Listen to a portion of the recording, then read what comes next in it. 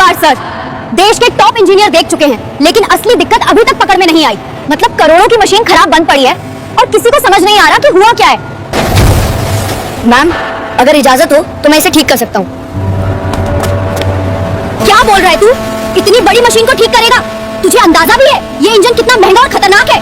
देश विदेश के इंजीनियर महीनों से लगे हुए हैं और उन्हें भी समझ नहीं आ रहा कि खराबी कहाँ है ये, और तू कह रहा है कि 5 मिनट में ठीक कर देगा। अब बहुत हो गया, मैं अपनी काबिलियत साबित करके इस इंजन को चालू करके दिखाऊंगा। साल 2024 का मार्च महीना था और जगह थी पुणे का चाकन इंडस्ट्रियल एरिया।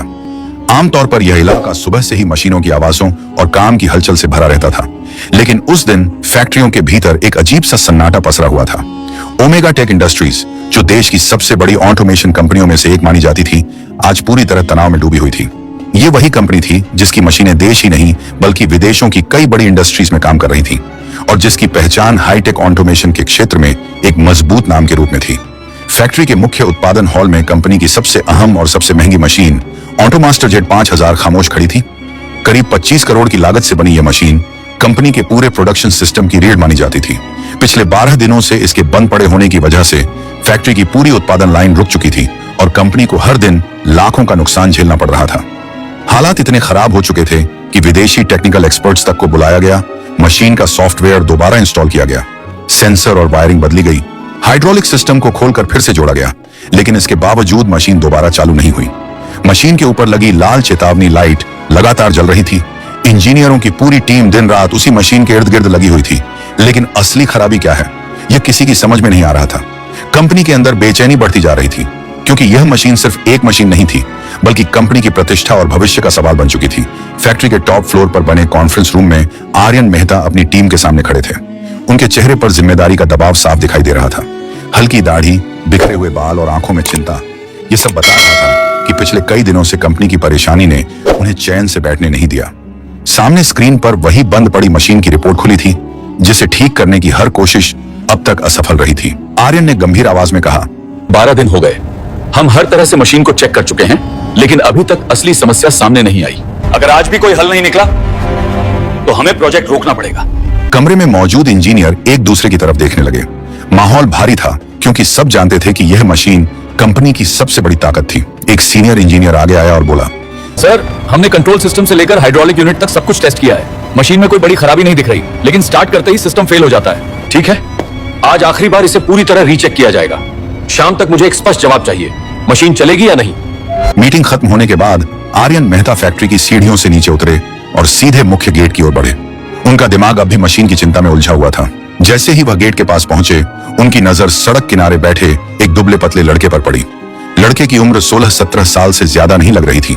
कपड़े पुराने और धूल से भरे हुए थे और उसके सामने एक छोटा सा पॉलिश का डिब्बा रखा था।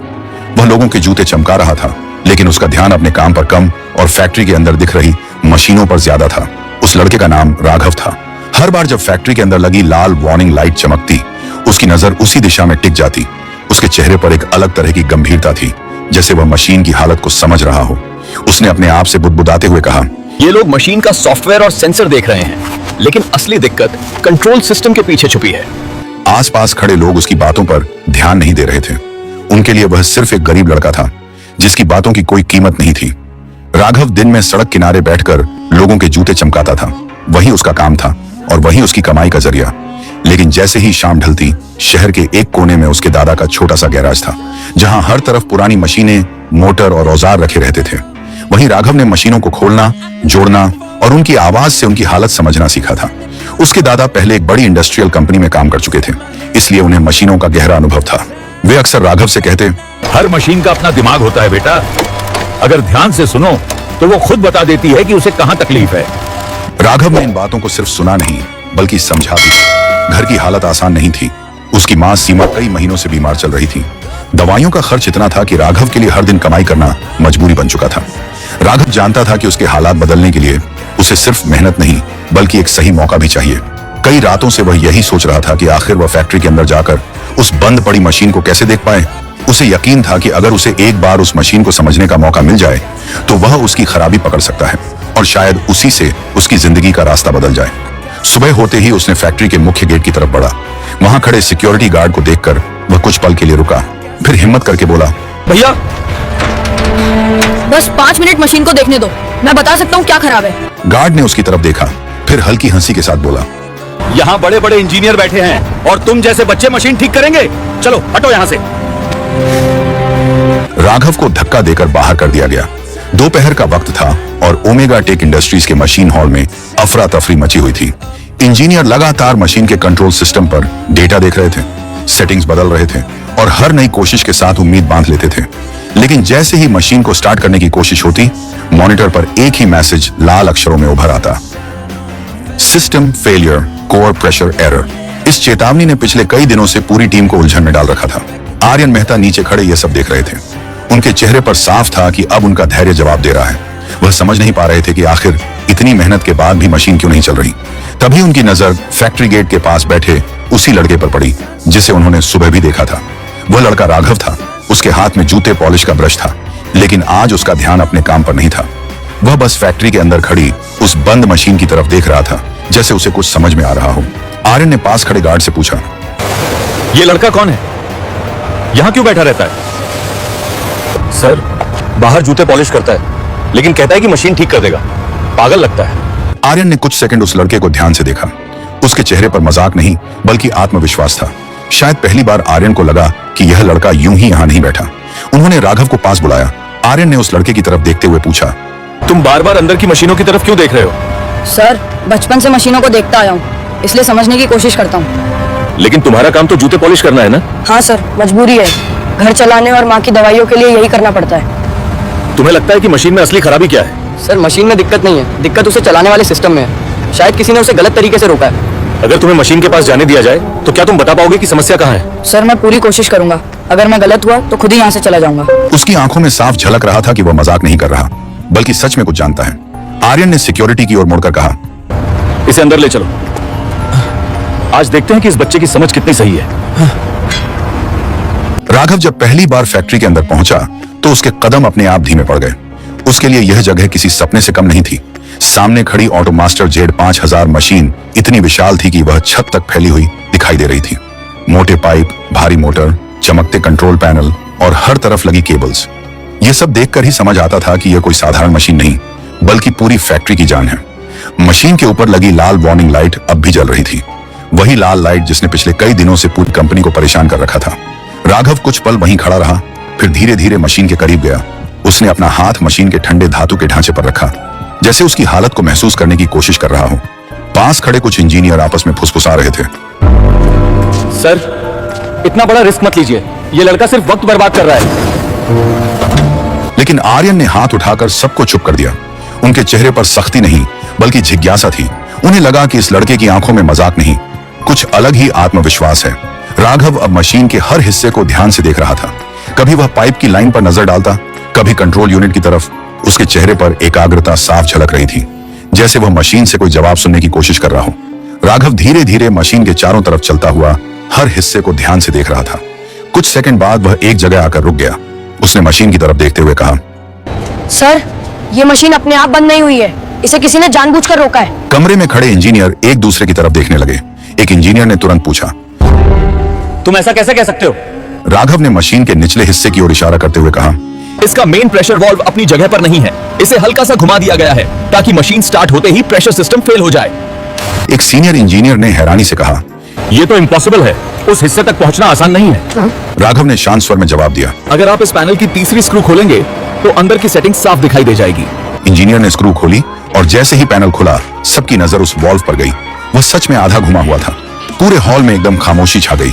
राघव ने आगे कहा, और एक गड़बड़ी है, नीचे का पाइप सेक्शन भी ठीक से फिट नहीं है, इसलिए मशीन का प्रेशर फ्लो सही नहीं बन पा रहा। उसने टॉर्च लेकर पाइपलाइन पर रोशनी डाली। इंजीनियरों ने झुककर देखा तो पता चला कि पाइप सच में थोड़ा खिसका हुआ था। अब इंजीनियरों के चेहरे पर पहली बार गंभीरता दिखाई दी। उन्हें समझ आ गया कि यह सिर्फ टेक्निकल फॉल्ट नहीं बल्कि अंदर से की गई छेड़छाड़ भी हो सकती है। राघव मशीन के दाएं ओर बने जंक्शन बॉक्स के पास पहुंचा। उसने बॉक्स पर हाथ रखते ही तुरंत अपना हाथ पीछे खींच लिया। उसके चेहरे पर गंभीरता साफ दिखाई दे रही थी। उसने आर्यन की तरफ देखते हुए कहा, सर, अगर अभी मशीन चालू की गई तो बड़ा हादसा हो सकता है। आर्यन ने चौंक कर पूछा, क्या खतरा है? राघव ने शांत स्वर में जवाब दिया, इस जंक्शन बॉक्स की वायरिंग गलत जोड़ी गई है। पॉजिटिव और नेगेटिव तार उल्टे लगाए गए हैं, इसलिए सिस्टम में शॉर्ट सर्किट का खतरा है। एक इंजीनियर ने तुरंत बॉक्स खोलकर देखा। अंदर की वायरिंग सच में उलटी थी। अब पूरे हॉल में खामोशी छा गई। सब समझ चुके थे कि यह सिर्फ मशीन की खराबी नहीं, बल्कि किसी अंदरूनी व्यक्ति की चाल भी हो सकती है। राघव ने धीरे से कहा, सर, अगर आप भरोसा करें तो मुझे कुछ मिनट दीजिए, मैं इसे ठीक कर सकता हूँ। आर्यन ने बिना सोचे कहा।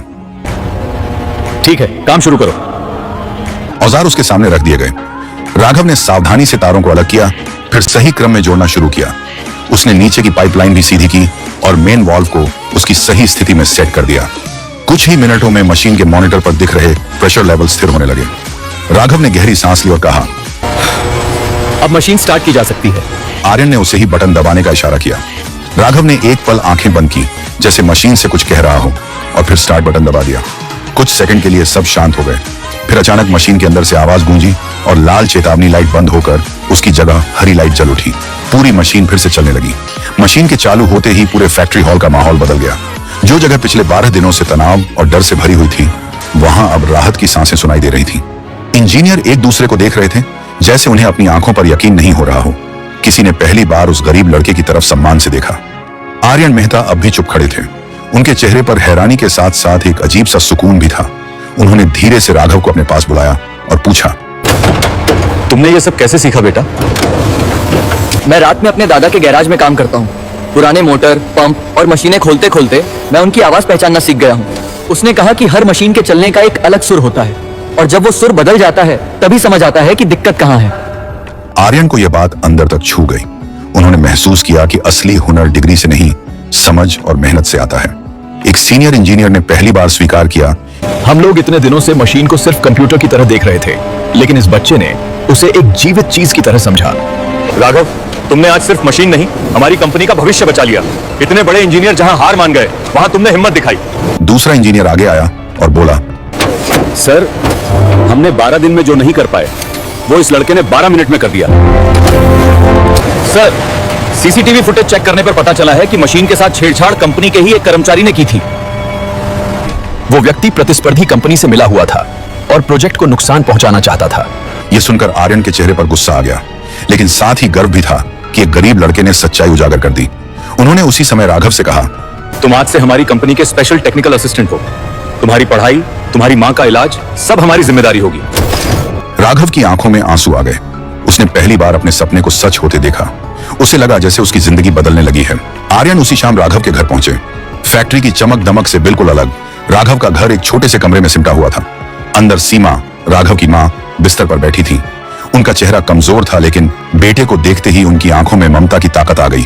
उन्होंने धीरे से पूछा, राघव, बेटा, सब ठीक तो है? हाँ माँ, सब ठीक हो गया, मशीन भी और हमारी जिंदगी भी। आर्यन ने आगे बढ़कर सीमा को प्रणाम किया। उनकी आवाज में अब मालिक का अहंकार नहीं, बल्कि एक इंसान की विनम्रता थी। उन्होंने कहा, माँ जी, आपका बेटा बहुत बड़ा हुनर लेके पैदा हुआ है। आज अगर हमारी फैक्ट्री चल रही है तो सिर्फ उसकी वजह से। आपने उसे बहुत अच्छे संस्कार दिए हैं। सीमा की आंखें नम हो गईं। उन्होंने कांपती आवाज में कहा, सर, मैंने उसे सिर्फ यही सिखाया है कि मेहनत से बड़ा कोई धर्म नहीं होता। कुछ ही हफ्तों में सीमा का इलाज शहर के सबसे बड़े अस्पताल में शुरू हो गया। डॉक्टरों ने भरोसा दिया कि वह धीरे धीरे ठीक हो जाएंगी। पहली बार सीमा को लगा कि उनका बेटा सिर्फ उनका सहारा नहीं, बल्कि उनके संघर्ष का सबसे बड़ा इनाम है। कुछ महीनों बाद राघव का दाखिला देश के एक प्रतिष्ठित टेक्निकल इंस्टीट्यूट में हुआ। जहां कभी उसे गेट के बाहर खड़े होकर मशीनें देखने तक की इजाजत नहीं थी, आज वही फैक्ट्री उसे अपनी टीम के सबसे खास सदस्य के रूप में देख रही थी। अब राघव रोज मशीनों के बीच खड़ा दिखाई देता था। पहले वो मशीनों को दूर से देखकर सीखता था, और अब उन्हें अपने हाथों से चलाता और समझता था। उसकी मेहनत और समझ ने उसे कंपनी के हर इंजीनियर के लिए एक मिसाल बना दिया। आर्यन अक्सर अपने ऑफिस की खिड़की से उसे काम करते हुए देखते। उनके चेहरे पर गर्व की हल्की मुस्कान होती और मन में एक ही ख्याल आता, हुनर का कोई घर, कोई कपड़ा, कोई औकात नहीं होती। जिस दिन उसे पहचान मिल जाए, उसी दिन वह इतिहास लिख देता है। दोस्तों, कभी कभी जिंदगी हमें नीचे गिराती है ताकि हम और ऊंचा उठ सकें। राघव की कहानी हमें यही सिखाती है कि हुनर, मेहनत और सच्चाई किसी भी हालात से बड़ी होती है। अगर आपको यह कहानी पसंद आई हो तो इसे अपने दोस्तों के साथ जरूर शेयर करें, क्योंकि शायद कहीं ना कहीं कोई और राघव भी अपनी पहचान का इंतजार कर रहा होगा।